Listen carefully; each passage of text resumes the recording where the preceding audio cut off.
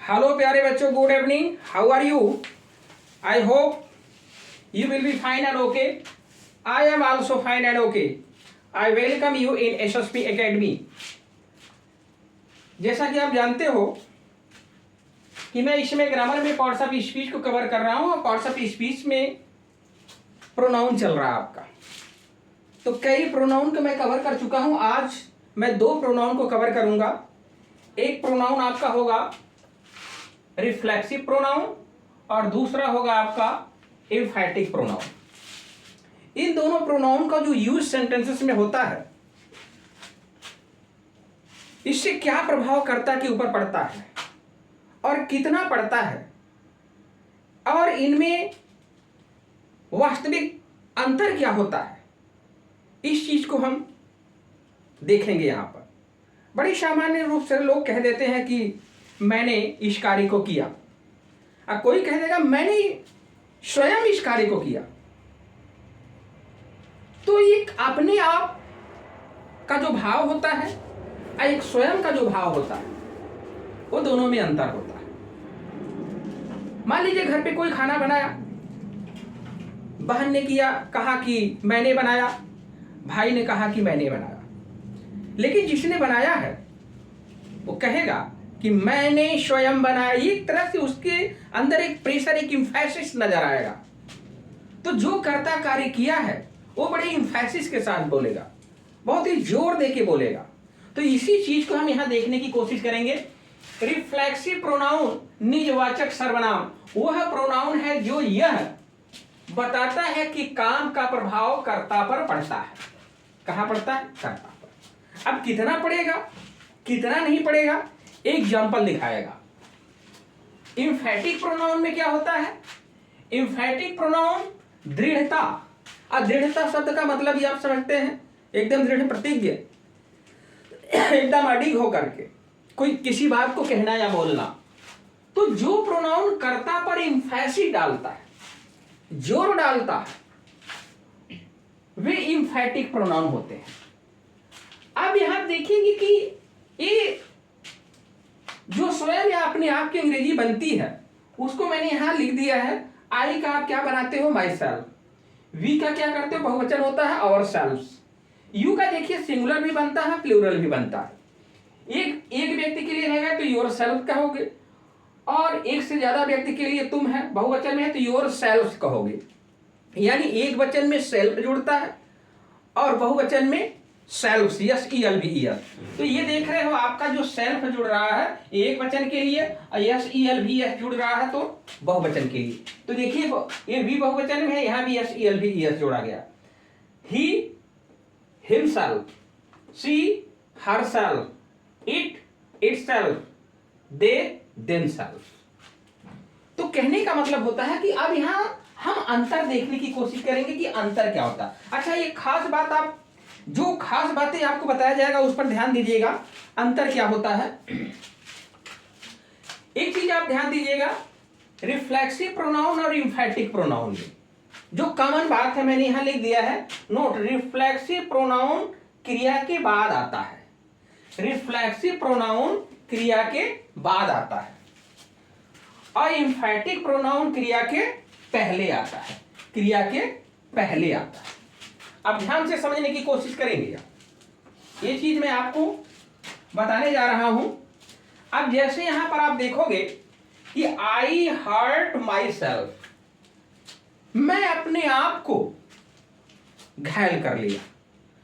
तो मैं अपने आप को, यहां देखिए अपने आप के रूप में यहां लेंगे। यहां अगर आप अपने आप कहेंगे, अपने आप, और यहां जो अर्थ आएगा थोड़ा सा स्वयं के लिए आएगा। स्वयं यहां आप अकेले एक तरीके से बोलोगे। तो मैं अपने आप को घायल कर लिया, स्वयं से भी बोल सकते हैं, ऐसी बात नहीं, लेकिन थोड़ा सा प्रेशर यहां होगा कि मैं अपने आप को घायल कर लिया। यहां मैंने स्वयं इस कार्य को किया। तो जब कर्ता के पहले यानी यहां पर अगर क्रिया के बाद आ रहा है, तो क्रिया के बाद आ रहा है, देखिए यही सब है रिफ्लेक्सिव और इम्फैटिक प्रोनाउन। तो क्रिया के बाद अगर आ रहा है तो क्या कहलाएगा? रिफ्लेक्सिव। इसमें जोर थोड़ा कम होगा लेकिन इसमें ज्यादा है। इसमें बड़े नॉर्मली रूप से कहते हो कि मैंने अपने आप को घायल कर लिया। और एक खास बात आपका क्या होगा कि ये जो आपकी वर्ब होती है रिफ्लेक्सिव प्रोनाउन की, ये आपकी ट्रांजिटिव वर्ब होती है, तो सकर्मक क्रिया कहते हैं। अब यहां पर जो आपका आया है ये सकर्मक क्रिया कहा जाएगा। अब हमें रिफ्लेक्सिव प्रोनाउन को पकड़ना है, तो आई हर्ट माई सेल्फ, तो यहां क्रिया के बाद आया तो आपका क्या कहलाएगा? Reflexive pronoun. अगर क्रिया के पहले आ गया, कौन क्रिया है? डिड, मैंने स्वयं इसको किया, तो ये जो क्रिया है मुख्य क्रिया है, यहां पर सहायक क्रिया नहीं है। तो इस क्रिया के पहले आया माई सेल्फ, तो ये क्या हुआ? ये इंफैटिक हुआ, इसमें जोर डाला गया। यहां दूसरा क्या है? वी हर्ट आवर सेल्फ, हमने अपने आप को घायल कर लिया। और यहां क्या है? हमने अपने आप को घायल कर लिया। और यहां क्या है? हम स्वयं कैन डू इट, हम स्वयं इस कार्य को कर सकते हैं। कोई कार्य है उसको कह रहा है कि हम स्वयं इसको कर सकते हैं, तो इसका मतलब कि हम स्वयं कर सकते हैं। यहां कर्ता पर दबाव है बहुत जबरदस्त। तो यहां पर जो कार्य का दबाव पड़ रहा है कर्ता के ऊपर पड़ रहा है सबसे ज्यादा। तो यहां पर आप देखोगे कि जो माई सेल्फ आ रहा है, ये आवर सेल्फ आ रहा है, ये हर सेल्फ आ रहा है, ये हिम सेल्फ आ रहा है, योर सेल्फ आ रहा है, ये देम सेल्फ आ रहा है। कहां इसका प्रयोग हो रहा है? इसका प्रयोग हो रहा है क्रिया के पहले, कैन आ गया। यहां भी वही चीज आप देखेंगे, लेकिन इसमें अंतर है। ये क्रिया के बाद आ रहा है, ये क्रिया के बाद आ रहा है। कहां आ रहा है? क्रिया के बाद आ रहा है। यही हमारा क्या है, ये देख रहे हो, ध्यान से समझो। मैंने अपने आप को घायल कर लिया, हम स्वयं को घायल, हम स्वयं अपने आप को घायल कर लिए। We deceived himself, sorry he deceived himself, उसने स्वयं को धोखा दिया। The dog seated himself on the table, कुत्ता अपने आप टेबल पर बैठ गया। यू वर्कड योरसेल्फ, देखिए बहुवचन में दिया गया है, यानी आपने अपने आप इस कार्य को किया।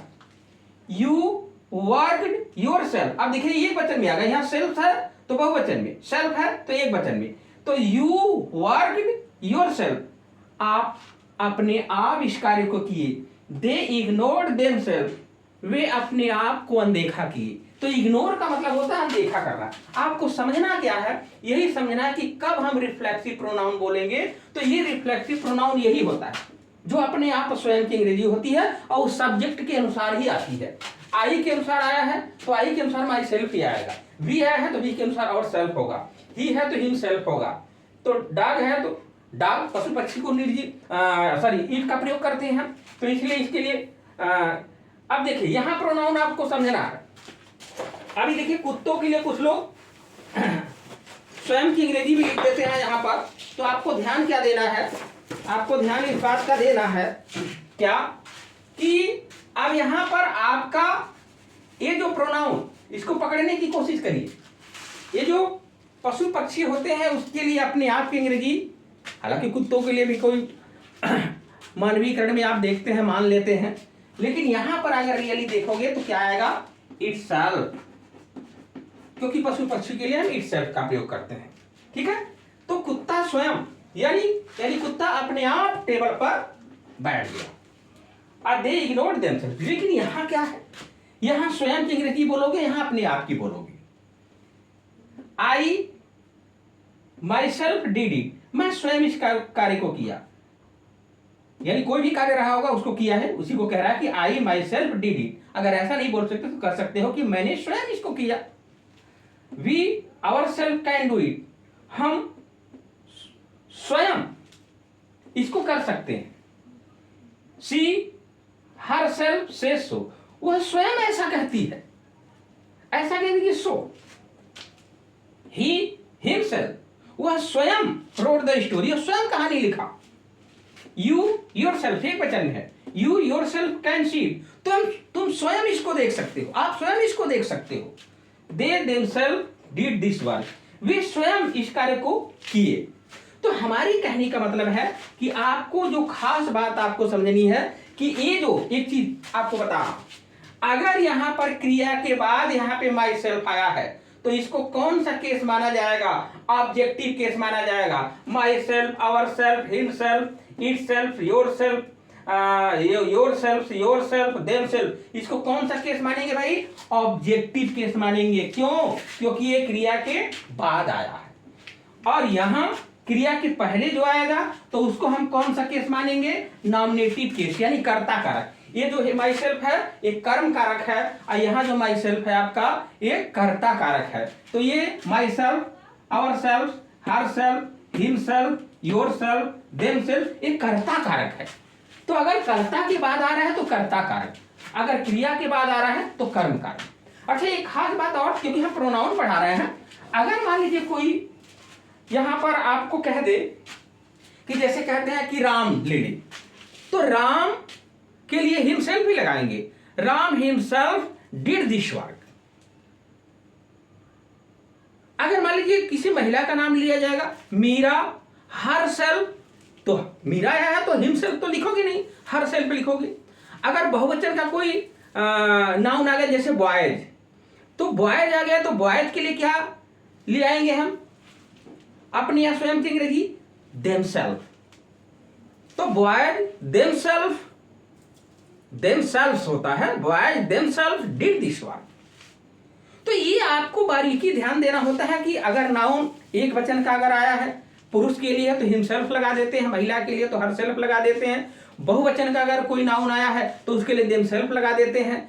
निर्जीव व पशु पक्षी के लिए है तो इट सेल्फ लगा देते हैं। लेकिन एक बात ध्यान दीजिएगा कि अगर क्रिया के पहले आया तो इंफैटिक प्रोनाउन होगा, अब क्रिया के बाद आ रहा है तब आपका क्या होगा? रिफ्लेक्सिव प्रोनाउन होगा। और यहां पर आपका ऑब्जेक्टिव केस कहा जाएगा, और यहां पर आपका क्या कहा जाएगा? नॉमिनेटिव केस कहा जाएगा। इसको एक चीज और ध्यान दीजिएगा, इसमें रिफ्लेक्सिव प्रोनाउन में ये जो आपका हर्ट, ये इसको कौन सी क्रिया कहते हैं? इसको सकर्मक कहते हैं। सकर्मक का मतलब जिसके पास कर्म हो। तो ये बारीकी से आप इसके अंतर को देखिएगा और इसको समझने की कोशिश करिएगा। दो प्रोनाउन का हमने कवर किया है, रिफ्लेक्सिव प्रोनाउन और इंफैटिक प्रोनाउन। इसमें क्या अंतर है मैंने आपको रियली बता दिया। अपने आप की अंग्रेजी आप किस में बोलोगे? रिफ्लेक्सिव प्रोनाउन में। और स्वयं की अंग्रेजी आप बोलोगे यहाँ प्रेशर ज्यादा है भाई, यहां दबाव ज्यादा है, यहां कम है। तो ये अंतर आप देखिएगा। तो thanks for watching, good luck, bye bye, okay.